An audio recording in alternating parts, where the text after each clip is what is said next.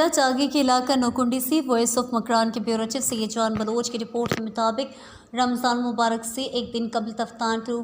Nokkundi road پر Almakkah coach کی ٹکر سے سید کلانی قبیلے کے نوجوان ضابط شاہ کلانی، خلیل جان سید کلانی اور محمد زئی قبیلے کے نوروز خان محمد زئی جاں بحق ہو گئے تھے۔ اس افسوسناک واقعے کے بعد آج تفتان سے کوئٹہ جانے والے روڈ کے ٹرانسپورٹرز اور المکہ کوچ کے مالک حاجی خداداد شاہوانی، حاجی عبدالمالک محمد حسنی، حاجی افضل شاہوانی، حاجی نادر خان بادینی، مولوی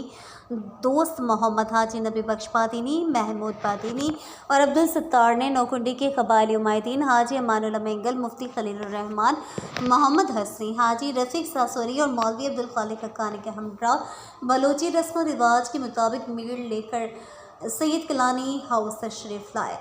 جہاں حاجی عبدالرحمان سید کلانی، حاجی ملک محمد اعظم محمد زئی، استاد حبیب سید کلانی، احمد سید کلانی، حاجی تاج الشاہ سید کلانی، سردار شہباز محمد زئی، حفیظ اللہ سملانی اور دیگر نے انہیں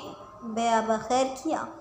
اس موقع پر حادثے میں شہید ہونے والے نوجوانوں کے ورثاء خصوصاً حاجی عبدالرحمان سید کلانی اور محمد زئی قبیلے کے سردار حاجی ملک محمد اعظم محمد زئی نے روایتی بلوچی اقدار اور اسلامی جذبے کے تحت کوچ ڈرائیور کو معاف کر دیا۔ ورثاء نے کہا کہ اگرچہ یہ واقعہ ڈرائیور کی غفلت کا نتیجہ تھا، مگر نوکنڈی کے عوام ہمیشہ سے درگزر اور قبائلی بھائی چارے کی مثال قائم کرتے آئے ہیں۔ انہوں نے ٹرانسپورٹرز کو تنبیہ کی کہ آئندہ ڈرائیورز کو ٹریفک قوانین کا سختی سے پابند بنایا جائے تاکہ ایسے المناک واقعات دوبارہ رونما نہ ہوں۔ آخر میں اجتماعی دعائے خیر ہوا، جس میں شہداء کے درجات کی بلندی، لواحقین کے صبر اور آئندہ کے لیے حفاظت کی دعائیں کی گئیں۔